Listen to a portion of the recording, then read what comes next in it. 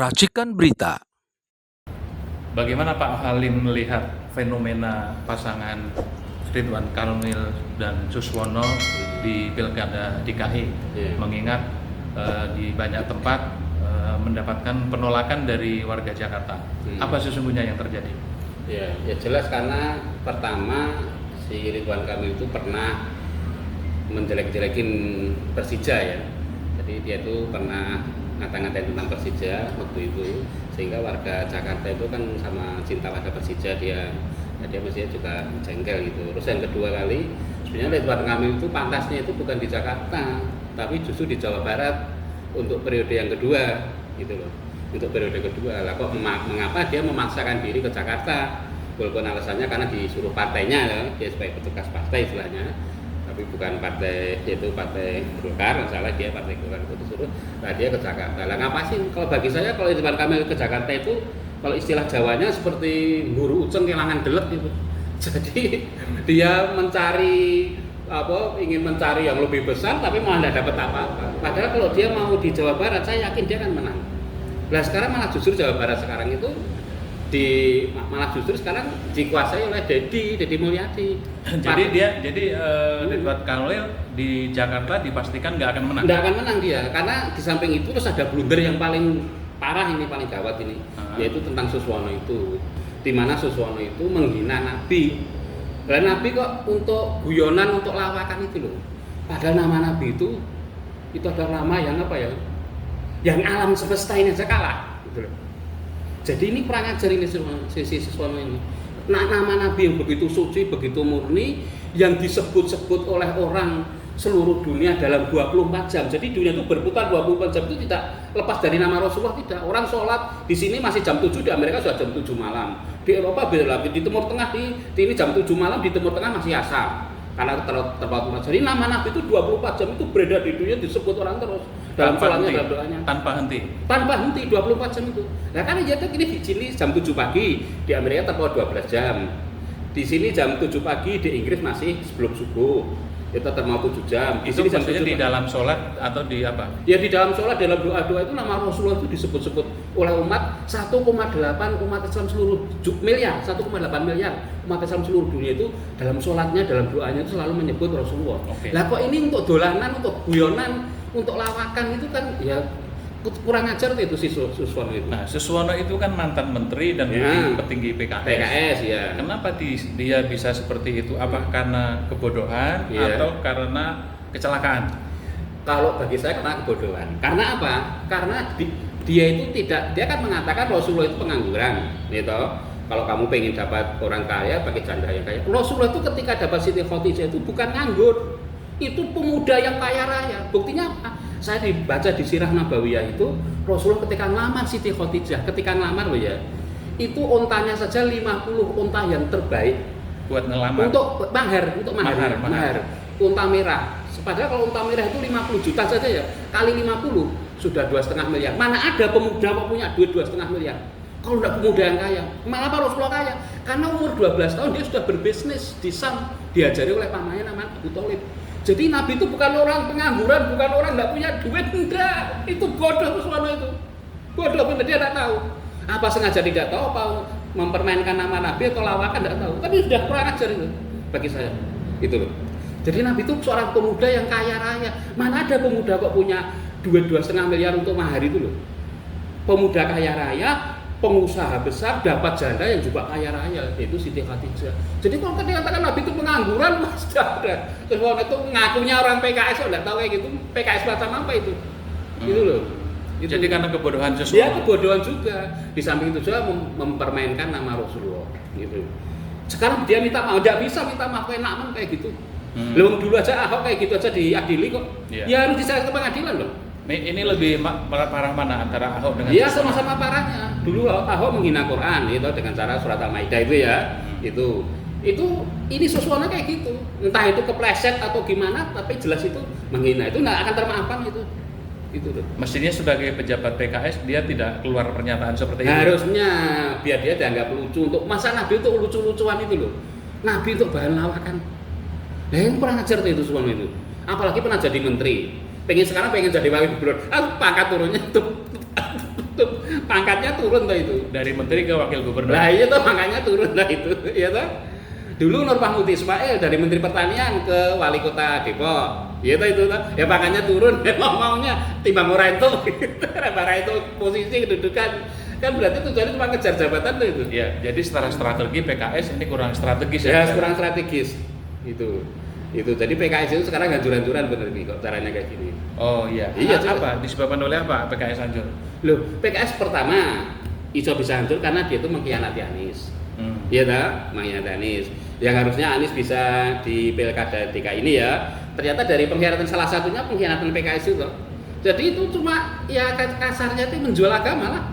Kalau saya katakan, yo kita santri, tapi santri kayak gitu itu apa? Itu mengkhianati. Padahal di dalam hal yang mana yang menjual agama?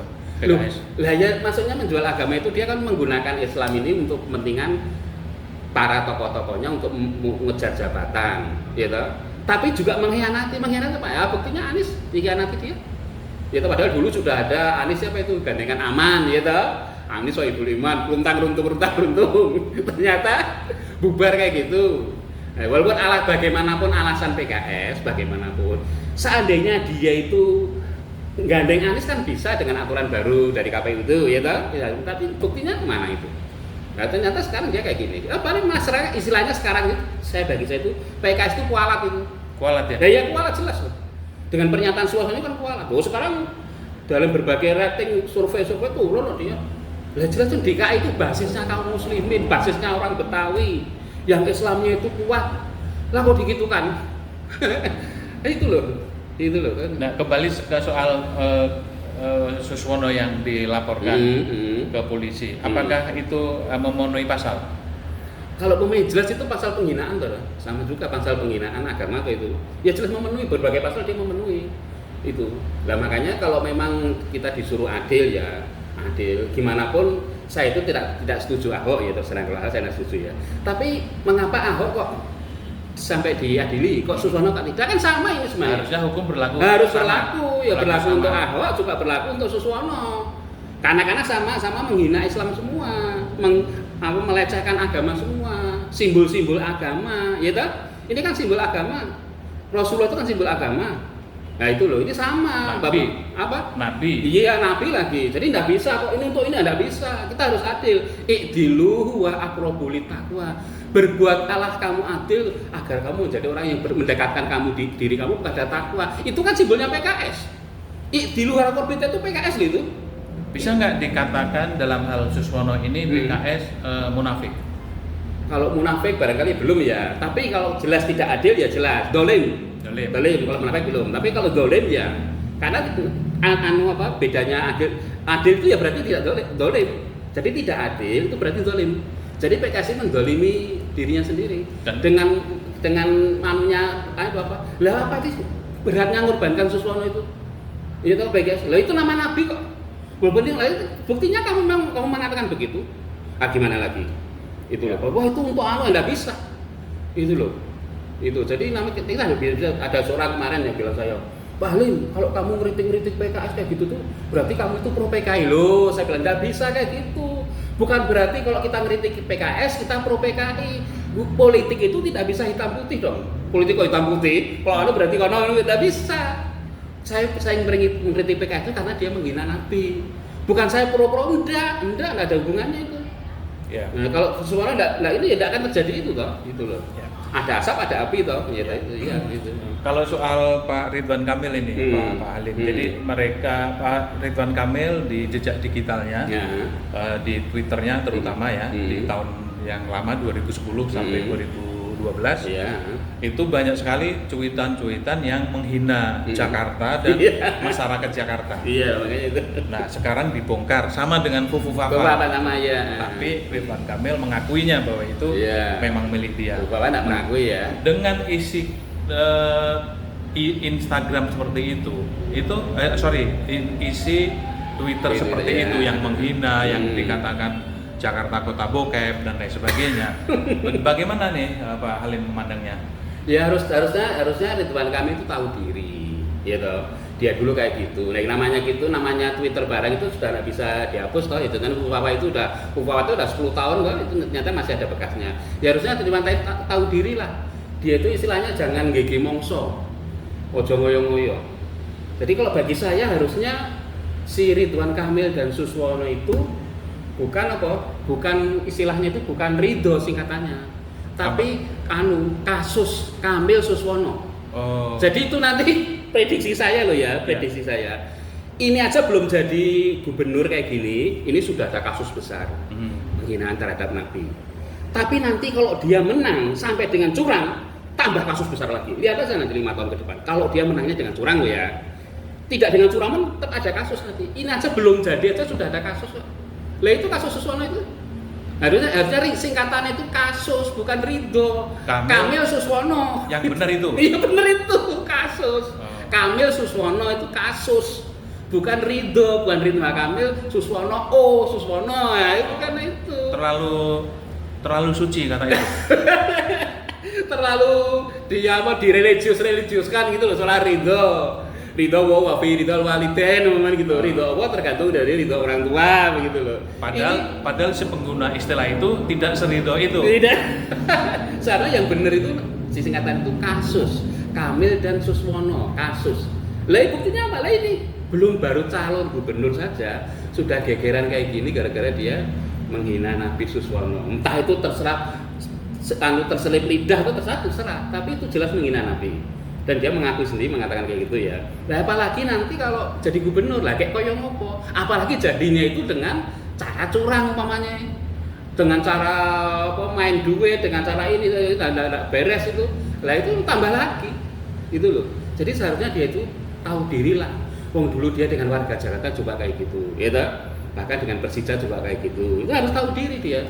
Si Ridwan Kamil ini. Ya. Gitu. Pak Halim sebagai orang Jakarta ikhlas nggak dituduh sebagai kota bokep oleh Ridwan? Wah ya jelas nggak mau dong, Wong Jakarta kok. Kok mau dituduh kota bokep itu kan ya kan istilah kotor itu loh. Bagaimanapun walaupun Jakarta kayak gini, bagaimanapun Jakarta itu adalah dulunya kotanya para ulama, para pejuang. Buktinya apa? Ada nama Matraman, itu Mataraman aslinya. Mata dari Matraman itu dulu tempat singgahnya pasukan Mataram untuk menggempur Batavia. Tahun 1628, 1629. 2 kali Sultan Agung Hanyokrokusumo dari Jogja itu menggempur Batavia untuk mengusir Belanda tapi gagal. Itu dulu pasukannya itu dipusatkan di Matraman itu, Jakarta Timur itu. Maka namanya Mataraman. Mataraman jadi Matraman gitu loh. Dulu karena pasukan Mataram tinggal di situ.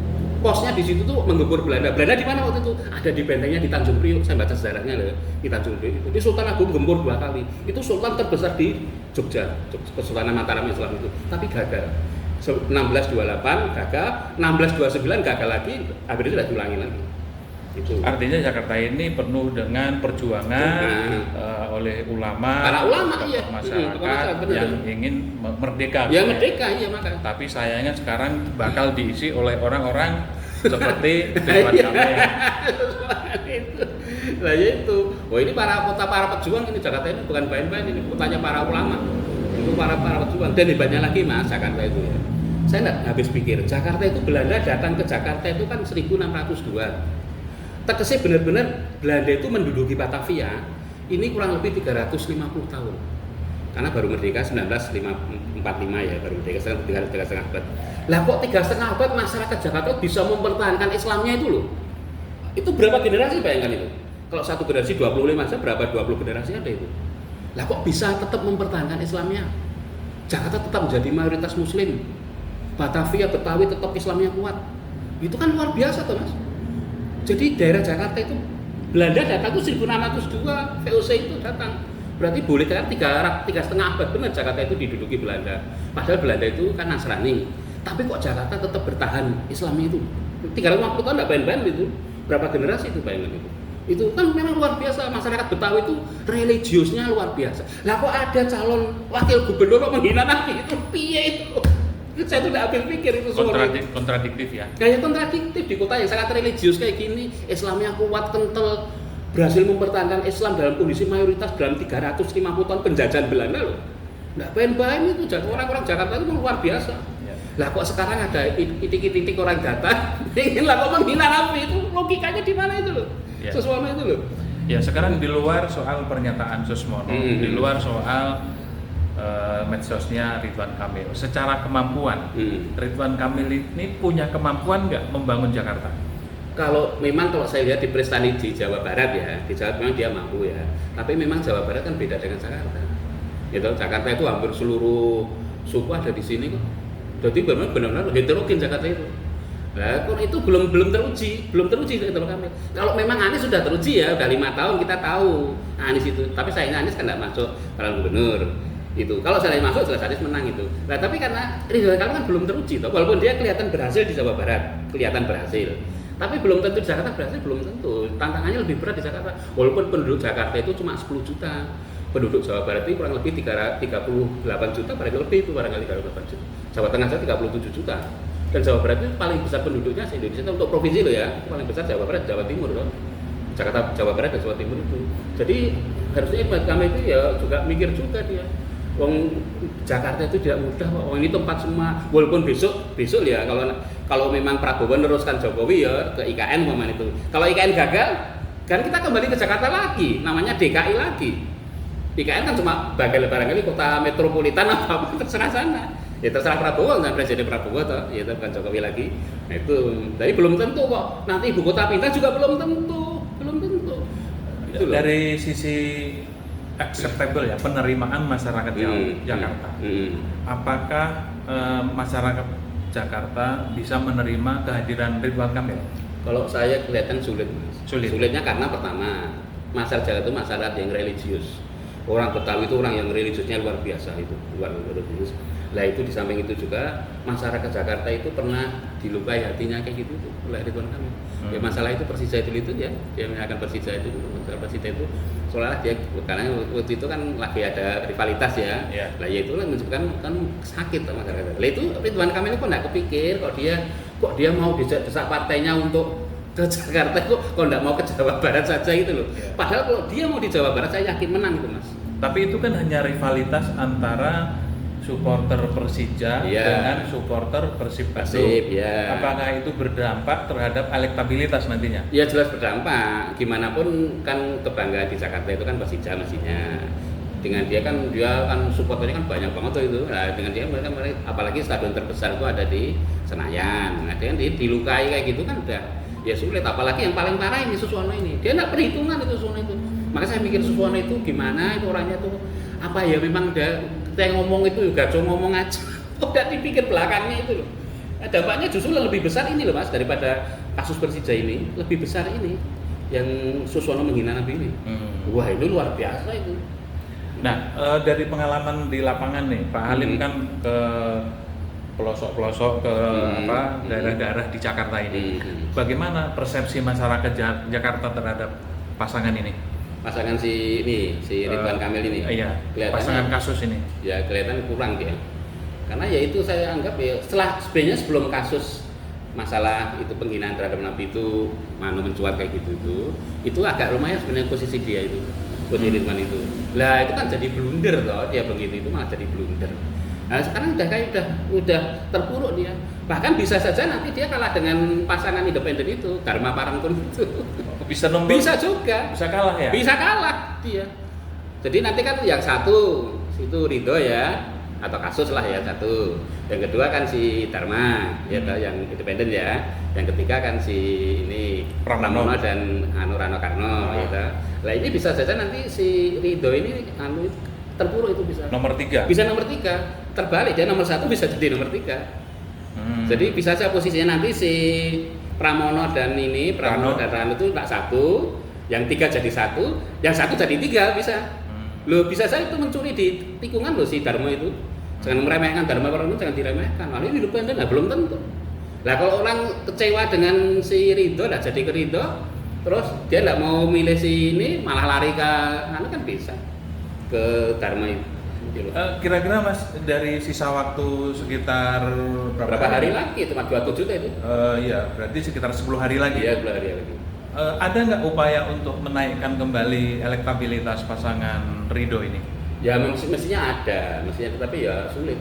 Sulit. Ya karena sudah kasus tersebut, apalagi kemarin saya baca di media itu kan Anies sudah mau foto bersama dengan siapa Rano dan itu tuh Pramono lah itu, walaupun cuma foto loh ya, cuma foto itu nilainya luar biasa itu. Oh itu sinyal dukungan? Iya jelas dukungan, gimana dia mau foto aja pakai seperti baju pilkada begitu, lihat tadi fotonya itu. Oh itu artinya dukungan ya? Iya dukungan toh, jelas Anies paham tuh itu. Nggak mungkin Anies mau diajak foto, Anies itu bukan orang sembarangan. Saya kenal Anies kan sudah lama, waktu kuliah saya sudah kenal Anies. Jadi Anies itu orangnya perhitungan mas, Anies itu orang cerdas orang itu. Kalaupun RK yang mengajak foto, Anies nggak mau kemungkinan? Iya nggak mau, nggak akan mau. Oh pasti nggak mau ya? Saya yakin nggak akan mau. Kalau dia mau diajak si RK dan itu, kita setelah kasus Nabi ini, Anies bisa dibully masyarakat Anies. Mau foto dengan kayak kalau dia sudah menghina Nabi, lah itu loh. Itu makanya kesan Anies kok mau foto dengan si Anu, loh itu dukungan toh. Jadi Anies itu mau foto itu bukan sembarang. Ayo Anies foto. Ya belum tentu. Waktu kan Anies di tengah, Pramono kemudian si Rano Karno ya itu di pinggir itu di Apit itu. Nah ini kan dukungan lah bisa saja nanti pemilih Anies dan sama kecewa itu larinya ke itu ke siapa? Karena Anies nggak di calon ya, mereka larinya ke si itu. Pramono bisa yang sekarang coblos semua itu ya itu bisa berlaku. Bisa juga lari ke situ. Mereka kan karena para pendukung Anies yang kecewa. Dan terus dilihat fotonya Anies kok foto terbaru dengan si Rano bisa juga. Itu nilainya juga luar biasa itu. Dan Anies tidak sembarang mau foto itu mas, tidak sembarang itu. Anies mau foto itu mesti perhitungannya udah matang Anies itu. Anies itu orang pinter itu luar biasa Anies itu. Politiknya luar biasa, ekonomi juga, ahli ekonomi juga. Jadi Anies itu. Lah umpamanya Anies mau nyalon itu, mesti menang udah saya jamin itu. Wong terbukti kok ada buktinya 5 tahun kok. Dan penyebab utama Anies tidak bisa nyalon karena PKS. Nah itu salah satunya karena PKS itu. Padahal dulu sudah runtang-runtung aman itu. Anies Sohibul aman, terus tiba-tiba kok kayak gitu. Ya mau jadi PKS jadi sasaran kok. Ya sekarang sekarang umpamanya ada pemilu gitu, PKS terpuruk saya yakin. Mana ada pemilu lagi gitu ya nasional itu PKS terpuruk. Jelas. Jadi PKS itu enggak mau perhitungan jangka panjang gitu loh. Para pimpinan PKS itu saya heran, mereka kan para ulama, para kiai itu. Mereka itu PKS itu kok tidak punya perhitungan itu loh. Jangka panjang, prediksi nanti saya itu gimana kalau saya berbuat, orang berbuat itu perhitungan loh mas. Apalagi orang politik, berbuat gini nanti akibatnya gimana, itu harus perhitungan. Lah kok ini kok langsung kayak gitu lah, kalau rakyat sudah masyarakat dilukai kayak gitu, padahal pendukung Anies Indonesia, nah coba saja nanti kalau ada pilkada di mana, PKS kan terpuruk itu, di berbagai daerah, lihat aja itu. Nah, gara-gara Anies kayak gini, di DKI nanti PKS di mana-mana itu di kabupaten di provinsi kalau ada pilkada itu terpuruk karena sakit hati. Bukan sakit hati karena dikecewakan orang PKS ini. Minimal mereka kalau tidak mau milih ya golput minimal mereka gitu. Itu jadi itu para PKS ini kan politisi ini kalahkan. Lah kok tidak punya perhitungan kayak gini itu piye gitu loh, heran saya itu. Harusnya dia punya prediksi toh. Dia kan ahli strategi politik udah teruji mereka tuh kayak gitu. Apa dulu salah itulah kayak gitu, makanya itu udah habis itu dia tadi. Jadi dampaknya tidak hanya di pilkada DKI itu nanti, lihat aja nanti di berbagai daerah yang namanya ikut dicalonkan PKS atau terpuruk itu nanti. Itu. Kemarin Ridwan Kamil kampanye di salah satu gor di Jakarta dan dia berjanji akan membuat tempat game di halte dan di pinggir-pinggir jalan buat warga Jakarta supaya orang Jakarta sehat katanya. Bagaimana menurut Pak Halim? Wah itu saya kira cara pemikiran yang tidak strategis. Nah strategisnya apa? Lah orang berdesak-desakan di kereta, orang di jalan dan sebagainya itu sebenarnya sudah olahraga dia, udah mengeluarkan keringat, mengeluarkan tenaga. Dia jalan, kemudian dia nyari kereta, nyari bis, nanti angkutan, itu sudah olahraga. Jadi tidak perlu ada game-gamean itu, tidak perlu. Di pinggir jalan itu ide macam apa itu? Itu loh. Apalagi umpamanya orang pengen nge-game. Padahal kalau kita lihat di Venus ya, itu kan biasanya wanita pakainya kan minim gitu. Lah orang pakai minim kayak gitu ditampilkan di pinggir jalan, di halte itu di negara barat itu tidak ada kok itu. Di Eropa, di Amerika tidak ada game di pinggir jalan. Itu belum pernah dengar, saya belum pernah lihat saya itu. Itu ide dari mana sih itu Tuhan itu? Gitu. Ya. Kan ya nanti kasihan pengusaha gamenya tidak laku.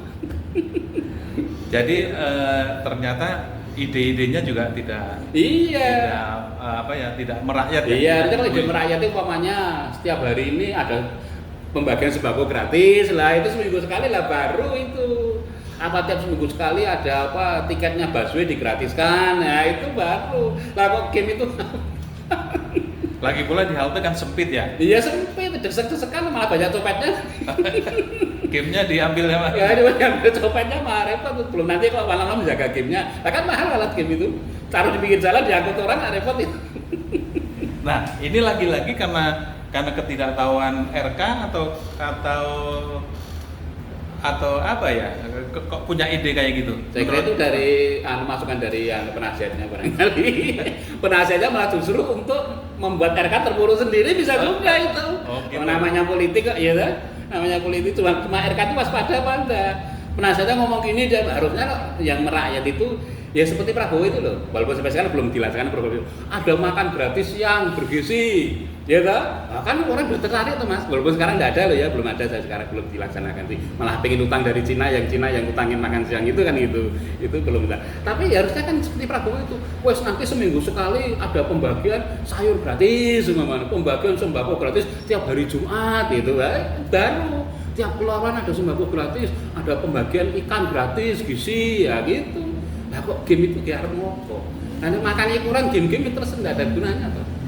Jadi menurut prediksi Pak Halim ini, pasangan Ridwan Kamil Suswono ini pasti kalah. Saya yakin. Karena apa? Ya setelah kasus Nabi itu udah. Kalau sudah kasus Nabi saya nggak tahu mau terima lagi, gitu loh. Karena itu penghinaan gimana lagi? Nabi kok dikatakan pengangguran, kemudahan, kan menghina itu. Walaupun alasannya itu untuk, lah kok Nabi kok kamu gunakan untuk bahan lawakan? Gitu loh. Jadi Suswono ini piye gitu loh orang itu loh. Katanya kamu itu tahu agama, kamu itu orang PKS pernah jadi Menteri Pertanian. Lah kok sekarang kamu malah gitu, walaupun alasan terselip lidah, enggak usah, yang penting kamu menghina udah. Tapi kan kader PKS di Jakarta banyak dan solid mereka. Iya memang kader PKS itu, bahkan PKS partai nomor 1 ya, kursinya paling banyak. Tapi itu tidak jamin. Nah, buktinya apa? Nah dulu bahwa kursinya paling banyak sekalipun waktu nyalonkan Adi juga kayak gitu. Gitu. Waktu dulu kan dia tidak mencapai batas tuh, walaupun terus ada peraturan baru itu, terus akhirnya tidak jadi nyalonkan Adi depan itu. Jadi tidak jamin PKS di Jakarta itu kursinya itu cuma berapa kan, tidak ada sampai berapa itu. Tidak ada sampai 25%, tidak sampai itu malah 18% barangkali ya. Jadi pasangan Ridho ini langsung tenggelam atau masuk di putaran kedua menurut prediksi Pak Halim? Kalau masuk di putaran kedua itu barangkali ya bisa, tapi ya nomor 2 barangkali. Tetap kalah. Itu kalah. Kalaupun masuk kedua, iya. Di pemilihan berikutnya Kalah juga. Kalah juga ya. Karena nanti bisa saja pemane si Dharma itu kalah ya, nomor ketiga toh. Dharma itu bisa saja pemilihnya Dharma itu lari ke Pramono. Apalagi setelah dia foto dengan Anies. Wah, itu dampaknya luar biasa. Kemungkinan Pramono 1 putaran. Ya bisa juga 1 putaran. Seandainya 2 putaran pun saya yakin akan menang. Karena itu dampak pertama penghinaan terhadap Nabi itu. Terus kedua, Anies seolah memberi dukungan kok. Itu kan isyarat kok. Anies tidak perlu ngomong saya mendukung Pramono, tidak perlu, foto saja sudah menunjukkan, gambar itu sudah menunjukkan kok. Iya tadi sudah menunjukkan itu foto Anies dengan Karno itu. Jadi pinternya timnya si Rano Karno dan Pramono itu ngerayu Anies itu loh. Kok Anies mau foto itu loh. Selama ini kan dijagokan orang Jakarta kan Anies. Iya. Anies terjebak atau dengan kesadaran itu? Ya mesti sadar atau tidak mungkin toh. Anies mau foto itu mesti Anies sudah perhitungan matang itu. Karena Anies itu orang perhitungan kok itu. Saya kan kenal Anies dari zaman kuliah. Waktu kuliah di Jogja kan sudah berteman dengan Anies saya. Waktu kuliah di Jogja itu. Jadi saya dengan Anies sudah kenal lama, sudah masih sama-sama mahasiswa itu, masih bersama dengan Anies itu. Jadi Anies itu memang orangnya, memang saya yakin Anies memang dilahirkan untuk menjadi pemimpin itu. Anies itu. Okay. Kalau tidak dijegal dengan keras kayak gini ya dia lolos itu. Oke, apa pernyataan terakhir untuk Ridwan Kamil dan Suswono? Ya pernyataan saya ya paling enggak ya pertama ya Ridwan Kamil itu istilahnya jangan gigi mongso orang Jawa, jangan ngoyo-ngoyo, itu yang pertama itu. Jadi kalau yang kedua, kalau memang nanti dia tidak kepilih, ya jangan menjadi orang yang terkena penyakit post power syndrome. Jadi pengennya tetap berkuasa, gitu. Ternyata udah tidak jadi apa-apa, gubernur saya sudah tidak jadi, ya kesannya kayak gitu itu nanti. Ya makanya itulah bagi saya itu blunder yang sudah tidak bisa dimaafkan. Terus yang ketiga itu tentang Suswono lagi itu adalah blunder itu sebenarnya. Justru yang memukul Ridwan Kamil itu wakilnya sendiri. Ya Suswono itu, walaupun dia tidak mengakui loh ya. Itu sebenarnya Suswono itu malah justru memukul Ridwan Kamil sendiri. Di samping memukul dirinya sendiri, juga memukul Ridwan Kamil sendiri. Dan saya kira yang keempat itu, saya kira itu Anies itu tepat itu. Dia mau foto dengan itu, dengan si Pramono dan Sidul itu tepat. Karena Anies telah memperhitungkan situasi. Kalau saya foto dengan Suswono dan Ridwan Kamil, malah itu nanti mukul saya, gitu loh. Nah, kemudian dia berfoto dengan anu. Nah, terus sekarang perkara itu apalagi yang dukung Suswono dan Kamil kan Kim itu toh ya, 18 partai Kim itu toh. Nah, itu ya ada jadi jaminan. Pemilihan gubernur itu yang penting itu figurnya kok, bukan partainya kok. Kalau partai Kim mendukung ini mesti masanya ke sini semua. Nah, belum tentu figurnya. Tapi setelah itu Ridwan Kamil bertemu Prabowo, bertemu Jokowi di Solo. Apakah itu tidak akan mengubah keadaan? Mengubah pun tidak banyak. Saya mengubah ya. Itu karena pertama Jokowi sendiri sudah tidak punya power lah, walaupun dia masih cawe-cawe sana cawe-cawe sini masih. Tapi apalagi Prabowo kan baru toh. Meskipun juga dia sekarang mulai menggunakan strategi Jokowi dengan cawe-cawe ikut cawe-cawe pilkada, tapi Prabowo sekarang ini mencawe-cawe. Tapi juga tidak akan mengubah itu. Tidak akan bisa mengubah posisi Ridwan Kamil loh ya. Bahkan saya yakin dengan kasus PKS ini, PKS itu tidak hanya terpuruk di DKI saja, tapi di seluruh daerah saja. Pemilihan apapun nanti pada PKS orang sudah istilahnya wis wegah meneh. Antipati. Wis gila lah. Wis jijik gitu loh.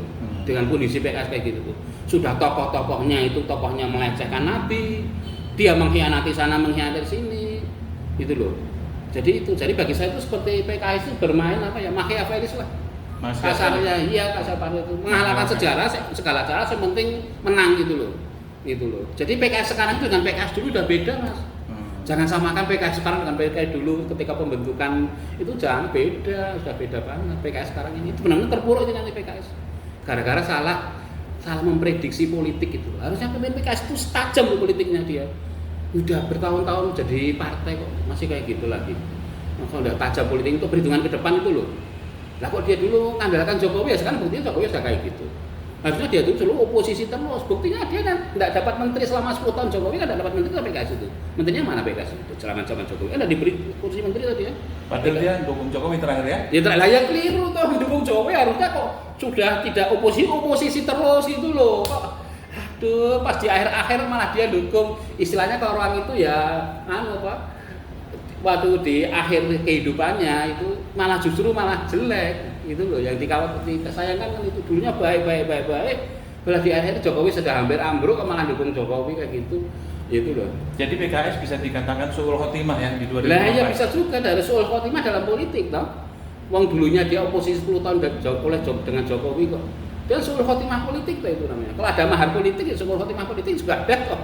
Ya, mahar politik kan ada istilahnya mahar itu lah, kan ada juga suul khotimah, husnul khotimah juga ada, suul khotimah juga ada gitu loh. Itu loh. Malah yang bagus itu yang maaf walaupun saya tidak ya, malah PDIP.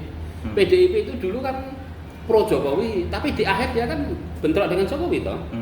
Jadi malah PDIP itu di akhir hayatnya Jokowi ini, di akhir kekuasaan Jokowi ini, malah husnul khotimah. Aneh tuh itu.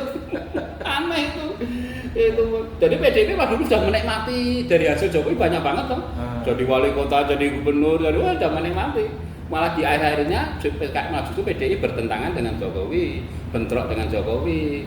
Apalagi Mega tidak setuju kalau Gibran itu Jokowi 3 periode dulu tidak setuju kalau bentrok itu. Malah justru yang sekarang yang untung PDIP. Bang terpuruk malah PKS. Dulunya PKS itu oposisi terus-terusan 10 tahun, di akhir hayatnya kok malah kayak gitu. Gitu loh, itu disayangkan.